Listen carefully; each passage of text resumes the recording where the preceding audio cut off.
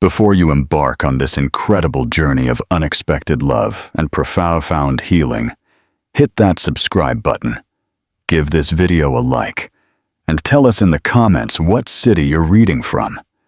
Your support helps us share more stories that truly touch the soul. Part 1. The Midnight Secret. What are you doing? Liam's voice sliced through the pre-dawn silence like a knife. Clara froze in the rocking chair, little Leo still latched to her breast. The dim light of the nursery illuminated a scene Liam never expected to find at 3 in the morning. Mr. Thorne, I can explain. Clara's hands trembled as she tried to cover the baby with the blanket. Her eyes, wide and filled with tears, met Liam's stunned gaze. Silence stretched between them like an abyss. Explain then, Liam said, his voice softer now, but laced with confusion. Since when? Since I arrived, Clara whispered. Leo was hungry, and the bottle wouldn't calm him. I had milk, and I needed to feel like I could save someone. Liam ran a hand through his hair, trying to process what he was seeing. 3 months ago, when Sarah died in childbirth, his world had imploded. Leo cried constantly, rejected formula, and Liam felt utterly lost. Then Clara arrived. He remembered her perfectly. It was an October morning when she knocked on the door of his penthouse in Westwick Towers. Liam had interviewed a dozen nannies, and all had been a disaster. One fell asleep while Leo cried. Another spent her time on the phone, and the worst of them tried to flirt with him as soon as he left for work. But Clara was different. She arrived with a somewhat vague letter of recommendation, no local references, and spoke very little during the interview.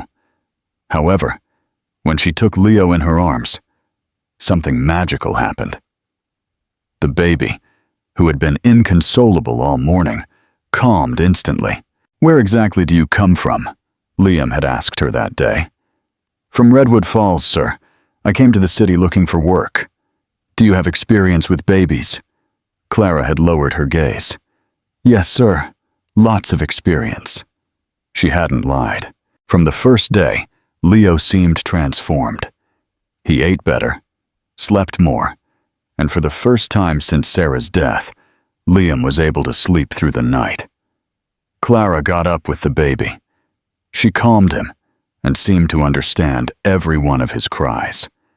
Liam noticed strange things, of course. Clara barely ate. She always seemed sad when she thought no one was watching, and several times he found her in the bathroom with a breast pump that he thought she used for hygiene. It never occurred to him to ask her why. You have milk? Liam asked now, his voice barely a murmur. Clara nodded slowly. I had a daughter. I lost her 3 months ago. The words fell like stones in the silence of the room.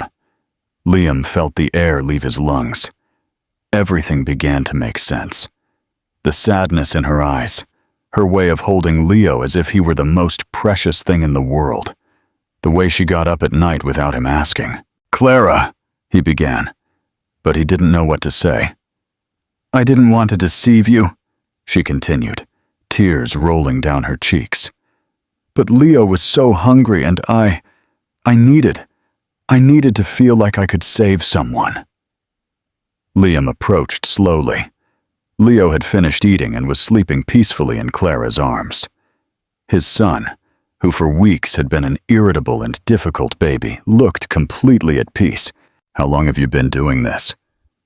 Since the 2nd week. At first, only when you weren't around. But then he looked for me, and I couldn't refuse. Liam sat in the chair next to the rocking chair. For the first time in months, he truly observed Clara, not as the employee he had hired, but as the woman who had been caring for his son with a dedication that went beyond any job. What was her name? He asked softly. Hope, Clara replied, her voice broken. Her name was Hope. The name floated between them like a prayer. Liam extended his hand, and after a moment's hesitation, Clara gave him hers. Her fingers were cold and trembling. "Forgive me," she whispered. "I know I had no right, but—" "No!" Liam interrupted her. "Don't apologize. Look at him." Both looked down at Leo, who slept with an expression of complete satisfaction that Liam hadn't seen in months. "Since when hasn't he cried so little?" Clara smiled despite the tears. "He's been sleeping 6 hours straight all week." Liam couldn't believe it. The dark circles he had carried for months began to make sense. It wasn't just the fatigue of grief. It was the lack of sleep from endless nights with an inconsolable baby. "Do you have enough milk for him?" The question surprised Clara. "Yes, sir. Too much, in fact." Liam was silent for a long moment, processing everything. The ethics of the situation, the legal complications, what people would say. But then he looked at his son. He really looked, and saw something he hadn't seen since before Sarah died. A completely happy baby. "We'll talk tomorrow," he finally said, standing up. "But for now, thank you." Clara looked at him in surprise. "You're not going to fire me?" Liam paused at the nursery door. "Clara, for the first time in 3 months, my son is healthy and happy. For the first time in 3 months, I was able to sleep through the night. If you're asking me if I'm going to fire you for that, the answer is no. Definitely not." When he closed the door behind him, Liam leaned against the hallway wall. His world had just changed again. But this time, for the first time since Sarah's death, the change didn't feel like a tragedy. In the room, Clara continued to rock Leo, her tears now mixed with something she hadn't felt in months. Hope. What an unexpected turn. How would you react if you were Liam? Do you think Clara's actions were right, given the circumstances? Tell us your thoughts in the comments. Don't forget to like this video and subscribe for the continuation of this astonishing story. Part 2. An unspoken bond. Liam didn't sleep the rest of the night. He stayed awake in his bed, staring at the ceiling and trying to understand what he had seen. At 6 in the morning, he heard Clara moving around the kitchen, preparing breakfast as usual. When he came downstairs, she was facing away from him, making coffee. Her shoulders were tense, and Liam noticed she had been crying. "Good morning," he said softly. Clara turned around, her eyes red and swollen. "Good morning, Mr. Thorne. Would you like me to pack my things? I understand if you'd prefer me to leave today." "Sit down," Liam said, gesturing to the table. "We need to talk." Clara sat down, her hands clasped on the table, expecting the inevitable. Liam poured himself coffee and sat opposite her. "Tell me about your daughter." The words came out as a whisper. Clara closed her eyes. "She was born on July 15th, 2 months premature. She lived for 3 days. Liam felt his heart clench. "The father?" "There is no father," Clara replied bitterly. "Well, yes, there is. But when he found out I was pregnant, he disappeared. My family? My family disowned me when I refused to get rid of the baby." "Is that why you came to the city?" Clara nodded. "I had nowhere to go. I sold everything I had for the bus fare. I arrived here knowing no one. With this," she touched her chest, "with this milk that wouldn't stop, reminding me every minute of what I had lost." Liam observed her as she spoke. The shy, reserved woman he had known was fading, revealing someone marked by deep pain, but also incredible strength. "Did you study anything?" "Social work at Redwood Falls University, but I never finished. The pregnancy. Things got complicated. And you found my ad?" "Yes." She had responded to all of them, but everyone wanted local references, verifiable experience. "You were the only one who gave me a chance." Liam remembered that day. He was desperate.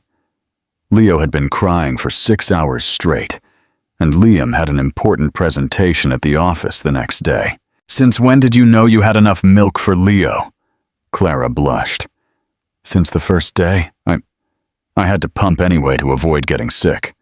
At first I threw it away, but it hurt too much to waste it when I saw Leo was still hungry after his bottle." "Explain how it started." "The second week.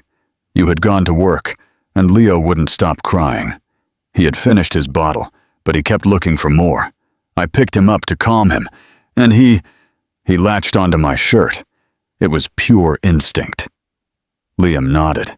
He knew that desperation of a hungry baby. "Did I hurt you last night? By surprising you like that?" "No, sir, but I was afraid you would hate me." "Clara, look at me," Liam said, waiting until she looked up. "In 3 months, my son went from being an inconsolable baby to the happiest child I've ever seen. He gained weight, sleeps well, smiles. Do you think I'm going to hate you for that?" Clara's eyes filled with tears again. "But it's not right. People will think—" "I care very little about what people think," Liam interrupted her. "I care about my son, and I care about you finding some peace after what you went through." Clara looked at him in surprise. "What do you mean?" Liam stood up and went to the window. Outside, the city began to wake up with its usual chaos. "I mean that if this helps you and helps Leo, then let's keep doing it. Officially." "Officially?" "I'm going to talk to the pediatrician. I'm going to research everything you need to know. And if he says it's safe and healthy, then we continue." Clara was silent for a long moment. "Why?" she finally asked. "Why would you do that for me?" Liam turned to her. "Because when my wife died, I thought I would never see my son truly happy again. And you gave that back to me. But more than that, because I think we both need to heal. And maybe this is the way." The next few days were a revelation. Liam researched everything about wet nursing, consulted with Leo's pediatrician, and even spoke with a lactation specialist. Everyone agreed. If Clara was healthy and Leo was thriving, there was no medical problem. But something else was changing. Liam began to see Clara differently, not just as the employee who cared for his son, but as the woman who had sacrificed her comfort to give Leo what he needed. One night, 2 weeks after their conversation, Liam arrived home late from work. He found Clara in the living room, with Leo asleep in her arms after eating. "How was today?" he asked, sitting on the sofa next to her. "Good. He ate 3 times. He took 2 long naps. I think he's growing because he wants to eat more often." Liam observed his son. In 3 months, Leo had gone from being a thin, fussy baby to a chubby, calm child. "How are you?" The question surprised Clara. "Me? Yes, you. I never ask how you are." Clara smiled, a real smile for the first time since he had known her. "Better. Every day a little better. Does it hurt less?" "Yes. Caring for Leo. It's like a part of hope is still alive, as if I could be a mother, even in this way." Liam felt something stir in his chest, a warmth he hadn't felt in months. "You know what's the strangest thing?" he said. "For the first time since Sarah died, this house feels like a home again." Their gazes met, and for a moment, the air between them shifted. There was something new, something neither of them dared to name yet. Leo stirred in Clara's arms, making a satisfied sound that made them both laugh. "I think he's dreaming," Clara whispered. "He's probably dreaming of food," Liam joked. "Like every man," Clara replied, and they both laughed. It was the first time Liam had truly laughed since Sarah's death, and as he watched Clara cuddle his son, he realized that something fundamental had changed in his life.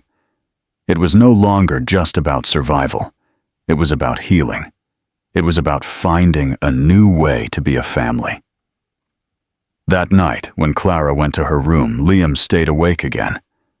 But this time, it wasn't from anxiety or pain. It was from something dangerously akin to hope. What do you make of the growing bond between Liam and Clara? Do you think their unconventional arrangement can truly lead to healing for both of them? Share your thoughts and hopes for their future in the comments below. Don't forget to like and subscribe to follow this incredible story. Part 3. Unexpected Challenges. Liam? Where's my grandson? Eleanor Vance's voice boomed from the apartment entrance like thunder on a clear day. Liam almost choked on his coffee. It had been 4 months since he last saw his mother-in-law, and he hadn't expected to see her again. Eleanor, he said, standing up quickly. I didn't know you were coming. Obviously, she replied, entering with 2 large suitcases. I called 3 times last week. You never answered. Liam remembered the missed calls. He had been avoiding talking to Sarah's family because every conversation ended in tears or reproaches. Where's Leo? He's napping. Eleanor, you can't just show up like this without warning. I'm that child's grandmother. She interrupted him. I have the right to see him whenever I want. At that moment, Clara came downstairs with Leo in her arms. The baby had grown noticeably in recent months. He was chubby, smiling, and clearly healthy. Mr. Thorne, Leo is awake and… Clara stopped when she saw the older woman in the living room. Eleanor observed her from head to toe with critical eyes. Clara was young, pretty, and clearly had a very close relationship with the baby, who looked completely comfortable in her arms. And who is this? Eleanor asked dryly. This is Clara, Leo's nanny, Liam replied.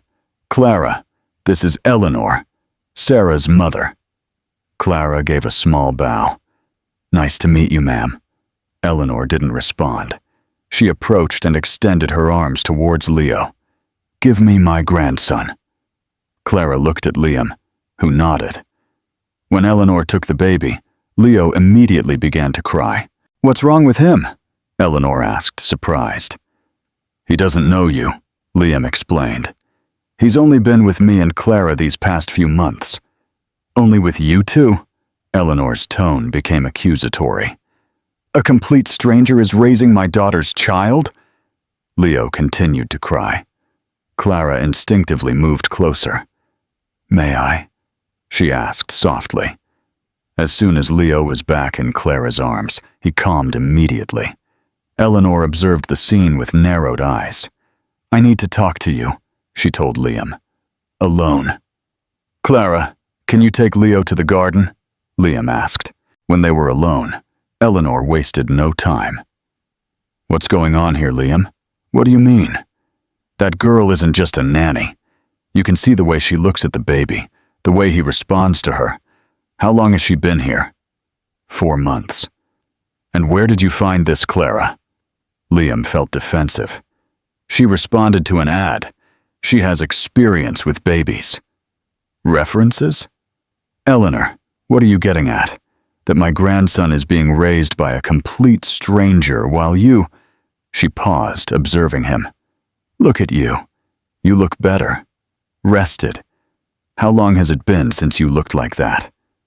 Liam didn't respond, but Eleanor continued. Does she live here? Yes, she's live-in. A young, pretty woman, living in your house, caring for your child. Liam, please, tell me you're not that naive. What are you implying? That Sarah died just 6 months ago and you already have a replacement? Do you think I don't notice? The accusation hit Liam like a slap. She's not a replacement. She's someone who takes very good care of my son. And nothing else? Liam was silent for too long. In recent weeks, he had begun to feel something for Clara.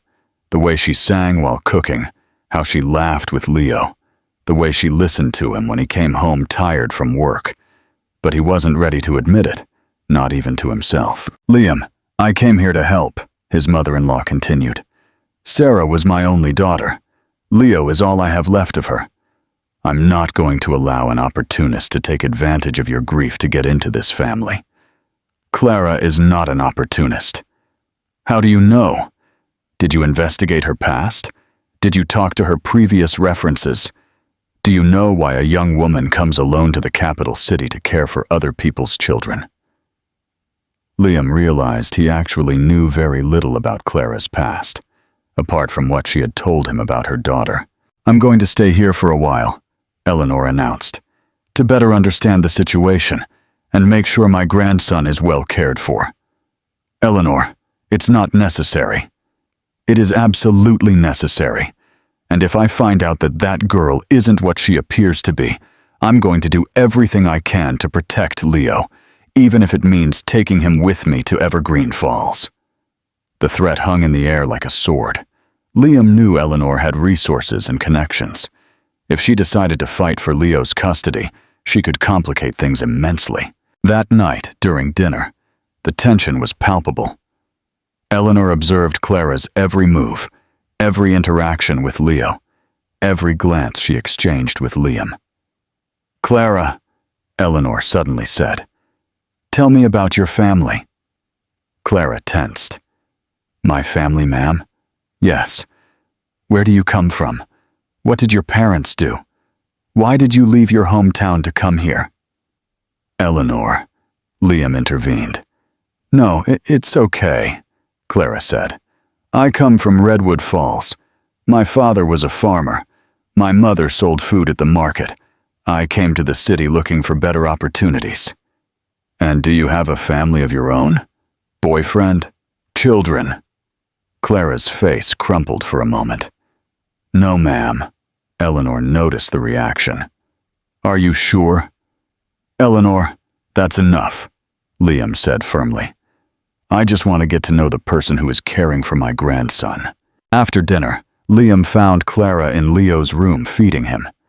The door was closed, and Liam could see the intimacy of the moment. Clara singing softly while Leo ate, completely relaxed and happy.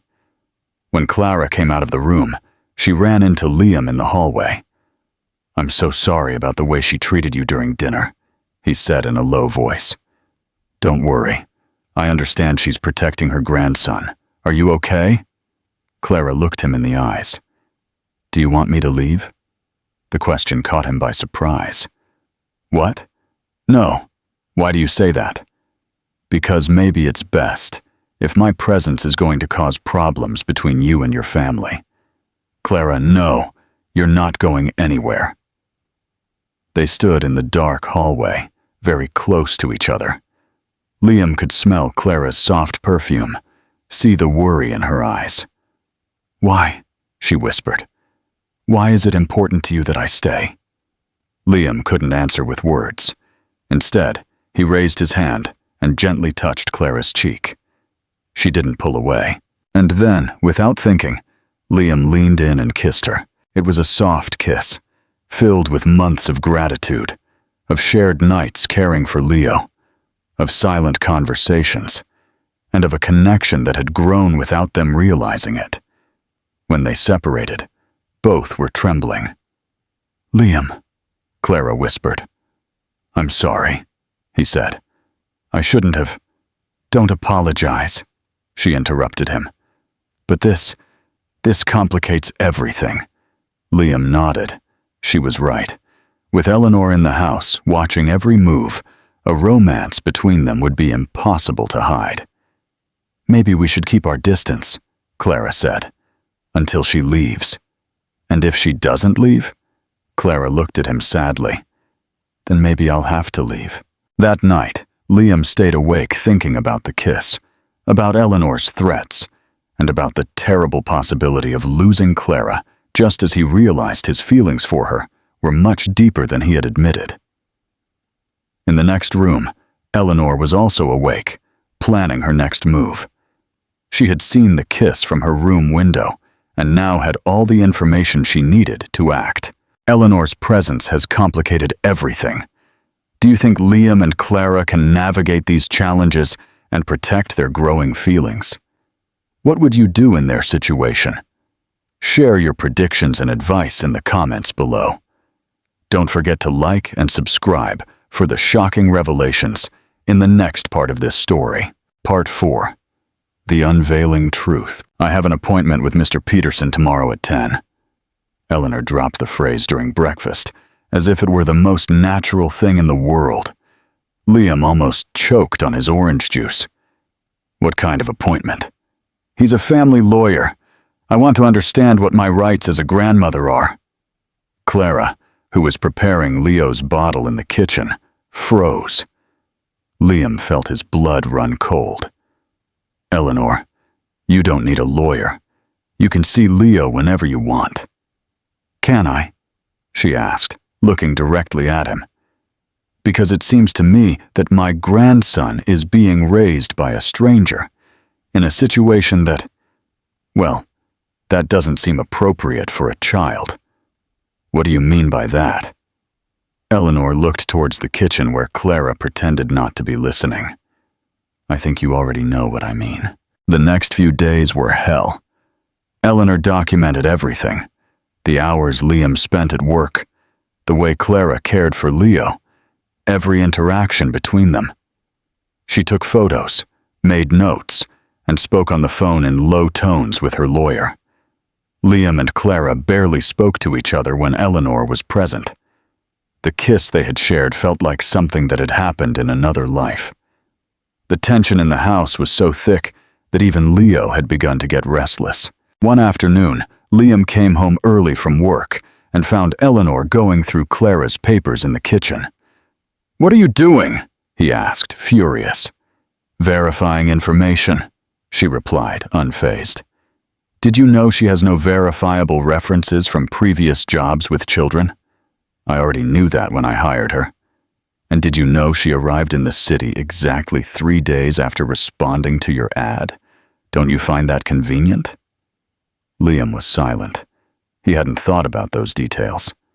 "And one more thing," Eleanor continued. "I've been observing. That girl gets up at night with Leo. She calms him in a way that isn't normal." Liam's heart began to beat faster. "What do you mean?" "I mean, I followed her last night. I saw what she does." Liam felt his world crashing down. Eleanor had discovered the secret. "And what exactly did you see?" "I saw that girl breastfeeding my grandson. I saw something no normal nanny would ever do." Silence stretched between them like a minefield. Liam knew the moment of truth had arrived. "I can explain." "Explain what?" Eleanor shouted. "That you've allowed a complete stranger to breastfeed my grandson? That you've put Leo's health at risk for what? For sleeping with the employee? It's not like that," Liam roared. "And I'm not sleeping with anyone." "Oh no, because I saw that kiss 3 nights ago. I saw you in the hallway behaving as if Sarah had never existed." The mention of Sarah was like a stab. Liam felt all the guilt and pain he had been burying for months rise to the surface.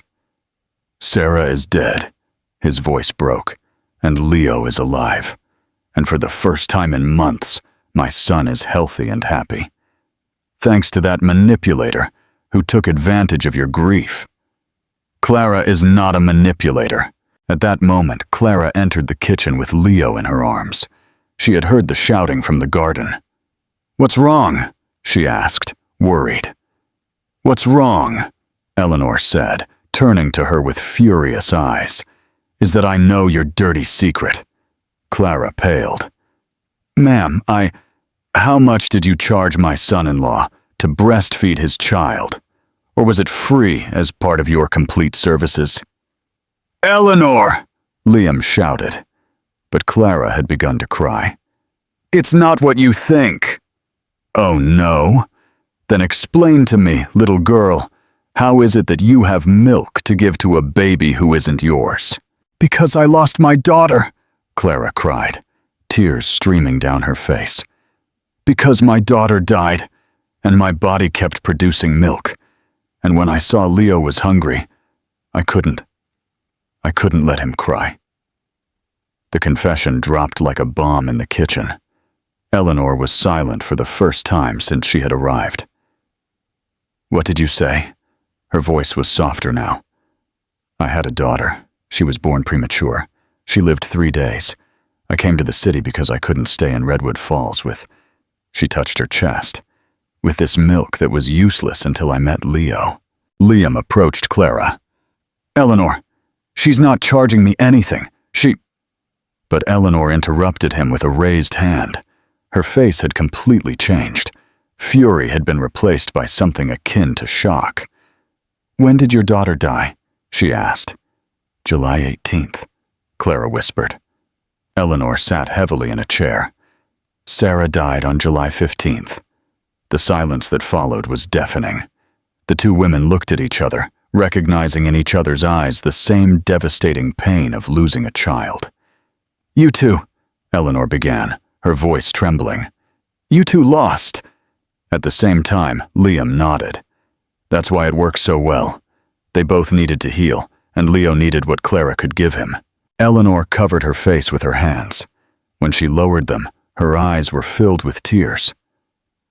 "Liam," she said, her voice completely different. "I have to tell you something. Something I should have told you months ago." Eleanor's tone sent a shiver down Liam's spine. "What is it?" Eleanor looked at Clara, who was still standing with Leo in her arms, and then looked back at Liam. Sarah wasn't happy in her marriage." "What?" "The last few months before she died, she confessed things to me. Doubts, feelings she had buried." Liam felt the ground disappear beneath his feet. "What kind of feelings?" Eleanor took a deep breath. "Sarah had an affair, Liam. The last 3 months of her pregnancy with someone from her work." The revelation hit Liam like lightning. Clara made a sound of surprise and held Leo tighter. What are you saying?" "I'm saying that Sarah wasn't sure who Leo's father was," Eleanor continued, tears streaming down her face. "She told me 2 days before she died. She was terrified, filled with guilt, and she made me promise I would never tell you." Liam staggered and had to lean on the table. Why are you telling me this now?" "Because I've been furious with you for months. Furious because you seemed to be getting over her death so easily. Furious because you found someone to help you when I couldn't even get out of bed." Eleanor broke down completely. "But seeing this girl, understanding her pain," she continued, "I realized my anger wasn't with you. It was with Sarah, and with myself, for keeping secrets, for being so lost in my own grief that I couldn't see that you were suffering too." Liam slowly approached Clara and took Leo in his arms. The baby looked at him with his big, trusting eyes, and Liam felt that the love he had for his son hadn't changed one bit. "I don't care," he finally said. "Biologically or not, Leo is my son, and always will be." Clara wiped her tears. "Liam, and you," he said, looking directly at her. "You've been more of a mother to him in these months than many people in a lifetime." Eleanor slowly stood up. "I'm sorry," she said. "I'm sorry for everything. I'm sorry for keeping the secret. I'm sorry for arriving here with so much anger. And I'm sorry I didn't see that you two have created something beautiful from so much pain." Liam extended his free arm to his mother-in-law. "Eleanor, we're all trying to heal. Maybe we can do it together." For the first time since she had arrived, Eleanor smiled. A sad smile, but real. "Do you think there's room for a crazy grandma in this unconventional family?" Clara approached and, to everyone's surprise, hugged Eleanor. "There's always room for more love," she whispered. And for the first time in months, the 3 adults allowed themselves to believe that perhaps, together, they could create something new and beautiful from the broken pieces of their lives. What a series of shocking revelations. How do you feel about Sarah's secret and Eleanor's change of heart? Do you believe this unconventional family can truly heal and build a future together? Share your emotional reactions and what this part taught you in the comments below. Remember to like and subscribe for the heartwarming conclusion to their story. Part 5. A new beginning. 6 months later, the house had completely changed. It no longer felt like the place where Liam had survived his grief, but like a true home where an unconventional family had learned to flourish. Eleanor had decided to move permanently to the city. She rented an apartment 2 blocks away, close enough to be part of Leo's daily life, but far enough to give space to the new family dynamic that had formed. The relationship between Eleanor and Clara had evolved surprisingly. The older woman had become a kind of mentor for Clara, teaching her family stories, traditions, and sharing memories of Sarah that helped everyone heal. "How's the community center project going?" Eleanor asked as she watched Clara prepare food. "Good," Clara replied, smiling.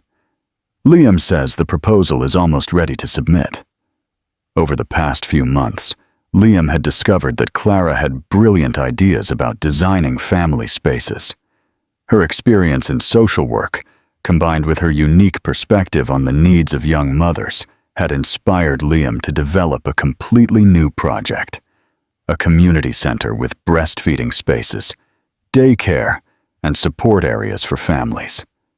"It's incredible what you two can achieve when you combine your talents," Eleanor commented. Clara blushed. Despite the months that had passed, she still wasn't completely used to being treated as an integral part of the family. Liam arrived home early from work, something he had started doing more frequently. His company had grown thanks to the success of the community center project, but he had learned to value the balance between work and family. "Where's my little architect?" he asked, referring to Leo. "In the garden with his blocks," Clara replied. "He's building something he says is like Daddy." Liam smiled. Leo, now a year and a half old, had developed a vibrant personality. He was a confident, affectionate, and extraordinarily happy child. He spoke a funny mix of English and the Zapotec words Clara had taught him. "Can we talk?" Liam asked Clara when Eleanor went to play with Leo. Of course. They sat on the patio, the place where they had had many important conversations over the past few months. "Do you remember when we talked about making this official?" Liam asked. "You mean the adoption?" Over the past few months, they had discussed the possibility of Clara legally adopting Leo. Although she already functioned as his mother in every practical sense, they wanted to formalize the relationship to protect the family they had created. "Yes, but I also mean us." Clara looked at him curiously. "Us?" Liam suddenly got nervous. He had been planning this moment for weeks, but now that it had arrived, he felt like a teenager on his first date. "Clara, these past few months with you they've been the happiest of my life since Sarah died. Not just because Leo is doing well, but because you have given me back something I thought I had lost forever." "What?" "The ability to love, to trust, to believe that it's possible to build something beautiful after so much loss." Clara felt her heart pound. "Liam, I know we started in an unconventional way. I know people will think it's too soon, or that it's strange, or that it's not right. But I don't care what people think." Liam stood up from his chair and knelt in front of her. Clara covered her mouth with her hands, understanding what was happening. "What matters to me is that we are a family. We are already a family. Leo calls you Mom.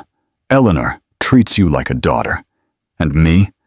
I fell in love with you without realizing it, watching you care for my son, watching you heal, watching you flourish." Liam pulled a small velvet box from his pocket. "Clara Evans, will you marry me?" Tears streamed down Clara's face.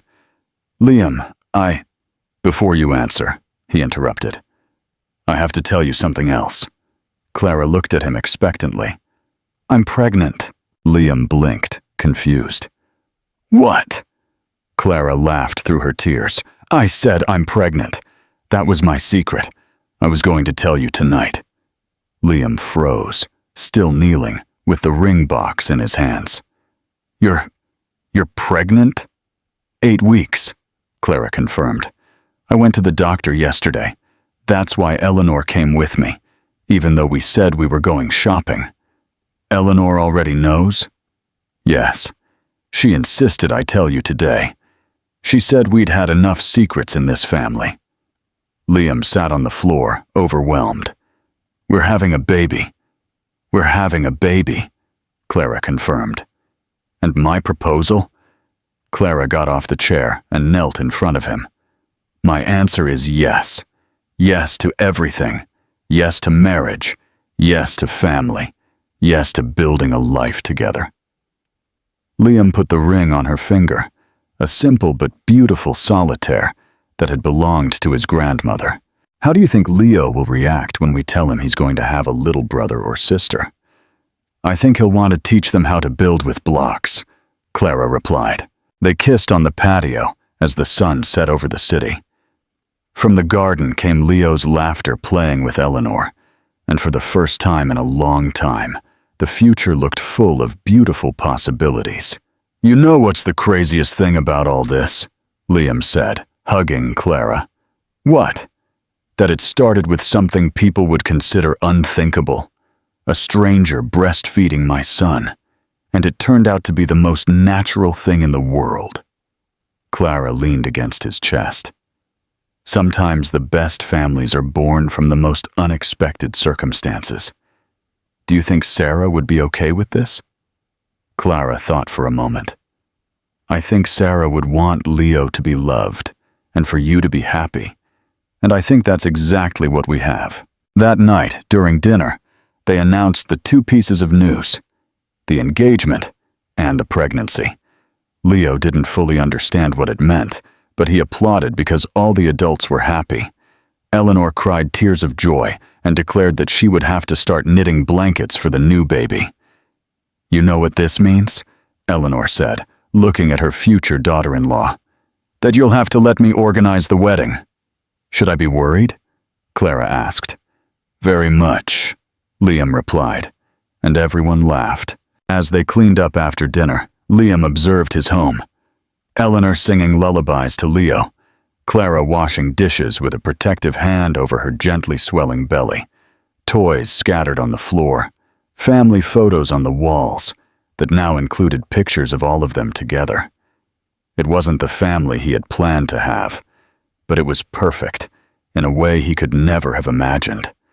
And the most unthinkable thing of all was that it had been born from a moment of desperation in the early hours of the morning, when a grieving woman decided to feed a hungry baby with the love she couldn't give to her own lost daughter.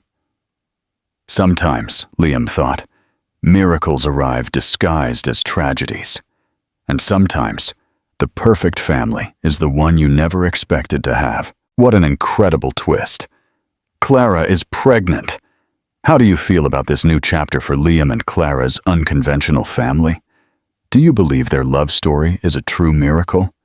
Share your emotional reactions and thoughts on their future in the comments. Don't forget to hit that like button and subscribe for the final, beautiful conclusion to their journey. Part 6. A home built on unconditional love. Are you nervous? Eleanor asked as she adjusted Liam's tie. Very, he admitted, looking in the mirror. Does it show? Just a little, Eleanor laughed. But it's normal. I was nervous too the day I married Sarah's dad. 6 months had passed since the proposal. Clara was in her 7th month of pregnancy, radiant and beautiful, with a round belly that Leo adored touching to talk to the baby. The wedding would be held in the gardens of the Willow Creek estate, an intimate and elegant venue in the countryside. It wouldn't be a huge celebration, just close family and a few friends, but Liam wanted it to be perfect for Clara. How is she? Liam asked. Nervous too, but happy. Very happy, Eleanor replied. You know what she told me yesterday? What? that she never thought it would be possible to feel so complete after losing hope, that you and Leo gave her back the faith that life can be beautiful again. Liam felt a lump form in his throat. She saved me too, I know. You both saved each other, and that's the most beautiful thing about true love. In the next room, Clara was getting ready with the help of her younger sister, who had traveled from Redwood Falls for the wedding. The reconciliation with her family had been gradual, but real. When her parents found out she was marrying a good man and that they were going to have another grandchild, they decided it was time to forgive and support her. "You look beautiful," her sister said, adjusting her veil.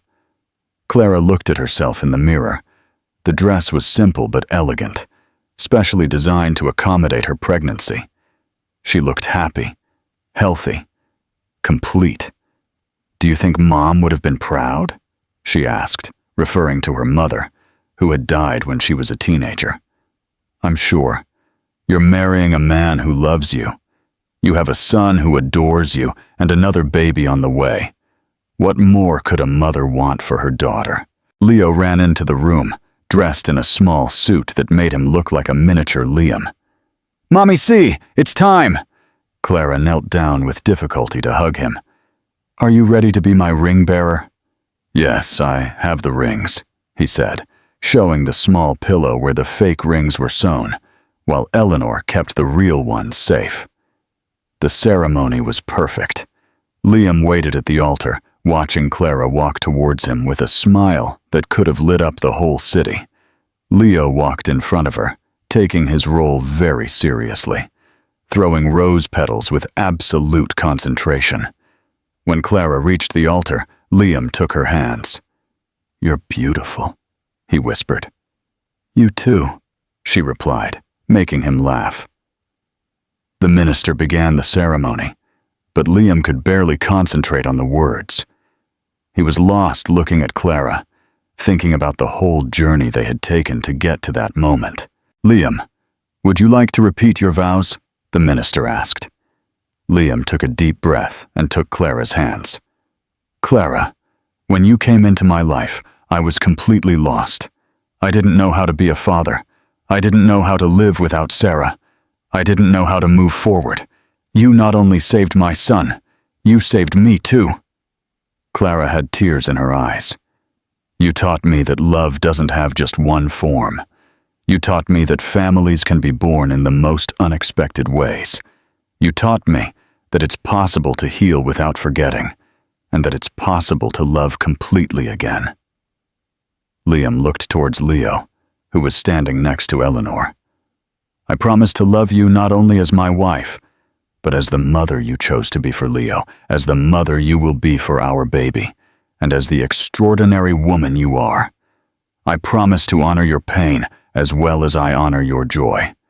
I promise to build with you a family based on love, not on conventions." "Clara, would you like to repeat your vows?" the minister asked. Clara wiped her tears and smiled. "Liam, when I lost my daughter, I thought I had lost everything. I thought I would never be a mother again, that I would never be happy again, that my heart was broken forever." Her voice broke a little, but she continued. "Then I met Leo, and he taught me that a mother's love doesn't depend on who gave birth to you, but on who chooses to stay awake with you on difficult nights. And I met you, and you taught me that it's possible to love someone deeply without betraying the memory of those we lost." Clara looked towards Eleanor. "I promise to love Leo as if he were born from me, because in every way that matters, he was.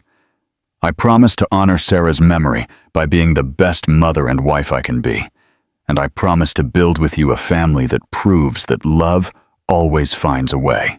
The minister smiled. "By the power vested in me by the church and the state, I now pronounce you husband and wife. You may kiss the bride." The kiss was soft, full of promises and a future that shone before them. The guests applauded, but Liam and Clara only had eyes for each other. Leo ran towards them shouting, "We're official family now," which made everyone laugh. During the reception, Eleanor gave a speech that left no guinea. When my daughter Sarah died, I thought my world had ended. I thought I would never smile again, that I would never feel joy again. I was furious with God, with life, with everything. She paused, looking at Liam and Clara. But today I understand that sometimes life takes something from us to give us something different, something we didn't know we needed. Liam not only found a new wife, he found a life partner. Clara not only found a husband, she found a complete family. And Leo not only found a mother, he found someone who loves him as if he were born from her heart. Eleanor raised her glass. To families born from pain and strengthened by love, to miracles that arrive disguised as tragedies, and to proving that what seems unthinkable is sometimes exactly what we need. 3 months after the wedding, on a January morning, Clara woke Liam with contractions. "It's time," she whispered. The labor was fast and uncomplicated. Luna Thorne Evans was born at 6:47 in the morning, weighing 7 pounds, with her mother's strong lungs and her father's dark eyes. When the baby was placed in Clara's arms, Liam saw something he would never forget. The look of a mother who had lost a daughter and now had the opportunity to be a mother again. "She's perfect," Clara whispered. "Like her mom?" Liam replied. Leo arrived at the hospital with Eleanor, carrying a teddy bear for his new sister. "Can I hold her?" he asked reverently. Carefully, they helped him sit in the hospital chair and placed Luna in his arms. "Hello, Luna," Leo whispered. "I'm your big brother. I'm going to teach you how to play with blocks and how to talk like Mommy C." Liam looked around the hospital room, his radiant wife holding their new daughter, his eldest son whispering secrets to his sister, his mother-in-law crying tears of joy as she took photos. It was a family that had been born from loss, from pain, and from a desperate decision in the early hours of the morning. It was a family that society might consider unconventional, even strange. But it was his family. It was perfect, and it had begun with something everyone would consider unthinkable. A stranger feeding another's baby with milk meant for a daughter she had lost. Sometimes, Liam thought as he watched Clara cradle Luna, the most beautiful endings are born from the most unexpected beginnings. And sometimes the unthinkable turns out to be exactly what you needed without knowing it. Epilogue. 5 years later, 5 years had passed since that early morning that changed everything forever. Liam woke to the familiar sound of laughter coming from the garden. It was 7 on a Saturday morning, and as always, Leo and Luna had woken up early to play before the rest of the family. He got up and walked to the window. In the garden, Leo, now 6.5, was building a tower of blocks, patiently explaining to Luna, 4, the rules of architecture as he understood them. "Look, Luna, if you put the red block there, the whole tower is going to fall," he said with the seriousness of an experienced engineer. "But red is my favorite," Luna replied, with the stubbornness she had inherited from both parents. "Okay, but put it here instead," Leo negotiated, always patient with his younger sister. Liam smiled. The relationship between the siblings was one of the most beautiful gifts of their reconstituted family. Leo had welcomed Luna not only as a sister, but as his adventure companion, and protected her with a fierceness that sometimes surprised the adults. "Are the architects awake yet?" Clara asked, appearing beside Liam at the window. "As always, I think they inherited your habit of waking up early." Clara leaned on Liam's shoulder, her 5-month pregnant belly barely beginning to show. Yes, there was a third surprise on the way, a baby arriving in December to further complete their family. "How are you feeling?" Liam asked, placing a protective hand on her belly. Good. Tired, but good. This baby seems calmer than Luna was in my belly. Let's hope he's calmer than Luna in general, Liam joked. Luna had turned out to be a small hurricane of energy, curiosity, and determination. She was bright, affectionate, and absolutely incapable of sitting still for more than 5 minutes. Leo, on the contrary, had developed a more reflective personality, always looking after his younger sister and showing a maturity that sometimes worried Liam and Clara. "Grandma Eleanor is coming for breakfast, right?" Clara asked. "Yes," she said. She was bringing sweet pastries from that new bakery. Eleanor, now 68, had become the perfect grandmother. She lived 3 blocks away and spent practically every day with them.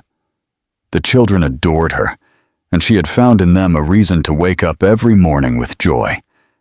The relationship between Eleanor and Clara had evolved into one of the strongest connections in the family.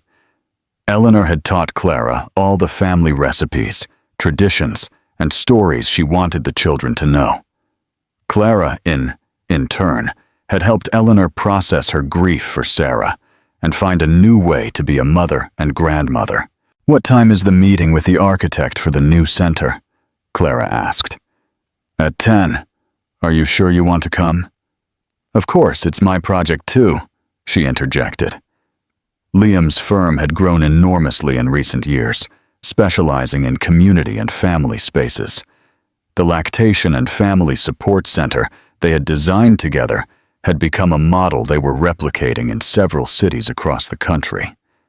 Clara had finished her social work degree studying at night, and now worked part-time as a consultant, specializing in the needs of young families.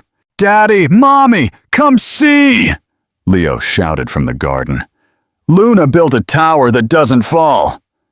Liam and Clara went down to the garden, where Luna had indeed managed to build a wobbly but stable tower with her favorite red blocks.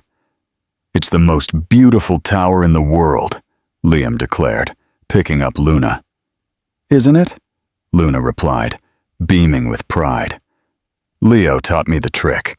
Leo's the best big brother in the world," Clara said, ruffling her eldest son's hair. "And Luna's the best little sister," Leo replied, "even if sometimes she's really stubborn." "Stubborn," Liam corrected automatically. "Stubborn," Leo repeated, "but I love her very much." At that moment, Eleanor arrived with a large bag of sweet pastries and a smile that lit up her whole face. "Grandma!" The children shouted in unison, running towards her. "My favorite architects," Eleanor said, hugging them. "What did you build today?" As the children explained their morning projects, Liam observed the scene. His family having breakfast in their garden, laughing, planning the day, completely normal and extraordinary at the same time. "What are you thinking about?" Clara asked, noticing his pensive expression. "About how unthinkable all of this was 5 years ago." Clara followed his gaze towards the children, who were now convincing Eleanor to help them build a castle. "You mean finding me breastfeeding Leo?" "I mean everything. That a tragedy became the foundation of something so beautiful. That a desperate decision in the early hours of the morning turned out to be the best decision of our lives." Clara took his hand. "You know what seems even more unthinkable to me?" "What?" "That now, when people see us, they only see a normal family.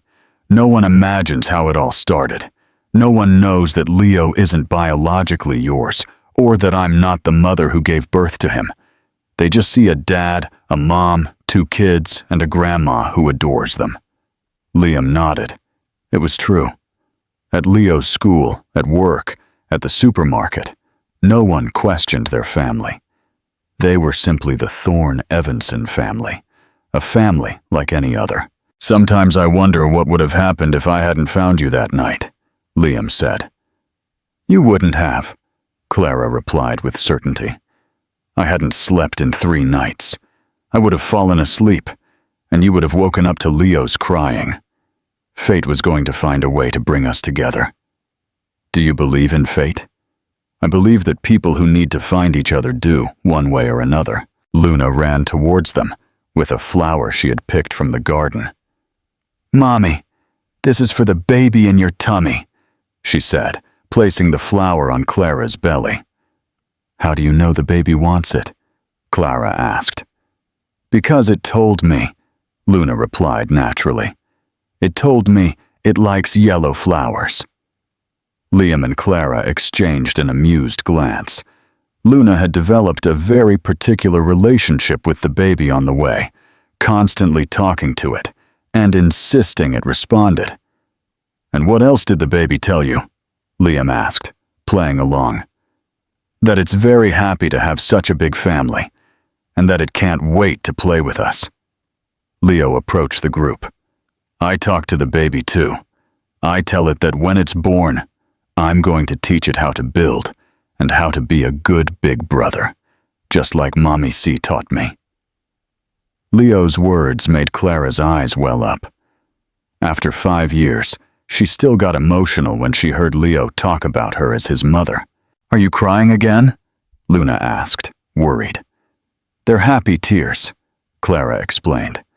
"Sometimes when a mom is very, very happy, she cries a little."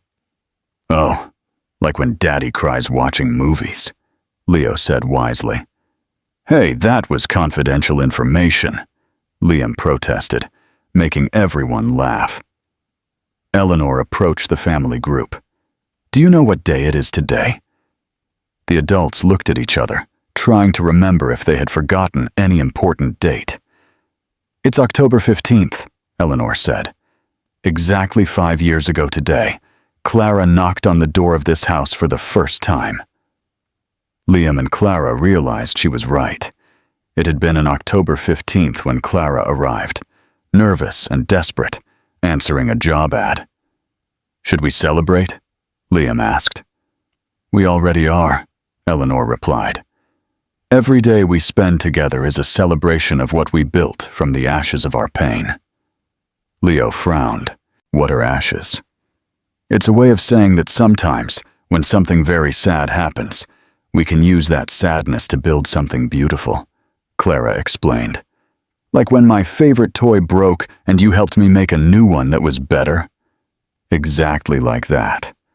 Luna, who had been listening attentively, declared, "Then we are a new toy that's better." Everyone laughed at the childish logic that, in some way, perfectly captured what they had achieved. That night, after putting the children to bed, Liam and Clara sat on the patio where he had proposed to her. It was their special place, where they had had the most important conversations of their relationship. "Do you think Sarah would be proud of what we've built?" Liam asked. It was a question he asked from time to time, especially at significant moments. "I think Sarah would be grateful that Leo has a mother who loves him, that you are happy, and that her memory lives on in the stories we tell him and in the love his mother gives to our children," Clara replied. "And you? Do you think Hope would be proud of the mother you became?" Clara smiled, touching her belly. "I think my Hope guided me to Leo, because she knew we both needed to heal each other, and I think she's happy now seeing that I could be a mother after all, just in a way I never imagined." They sat in silence, listening to the sounds of the night, thinking about the extraordinary path that had led them to that moment. "You know what's the most unthinkable part of this whole story?" Liam finally said. "What?" "That now it's completely normal, waking up with you every morning, seeing our children playing together, planning the future with Eleanor. All of that feels like the most natural thing in the world." Clara leaned on his shoulder. "That's the magic of true love. It makes the impossible inevitable." Upstairs in his room, Leo woke briefly and heard the soft voices of his parents on the patio. He felt safe and loved, unaware that his family had been born from extraordinary circumstances. For him, it had always been normal to have a Mommy C who loved him unconditionally, a daddy who played with him every night, a grandma Eleanor who told him stories, and now a sister Luna who followed him everywhere. In the next room, Luna slept soundly, one hand on her favorite doll, and the other on the drawing she had made that afternoon of her family. 5 stick figures holding hands, with a 6th small figure in the mother's belly. And on the patio, Liam and Clara continued talking about their dreams for the future, about the baby to come, about the work projects that excited them, about the vacations they wanted to take with the children.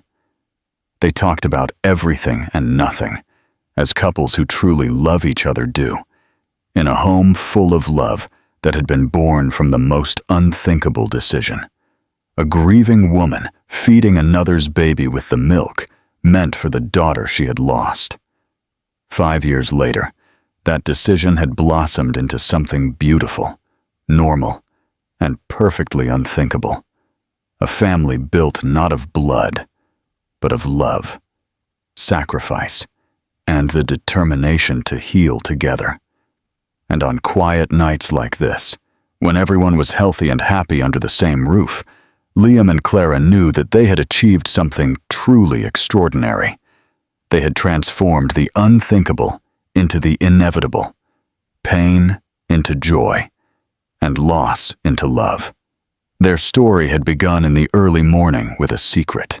Now it was a family that had nothing to hide, because they had learned that the best love stories don't always begin as one expects, but always end exactly as they should be. What an incredibly powerful and inspiring conclusion.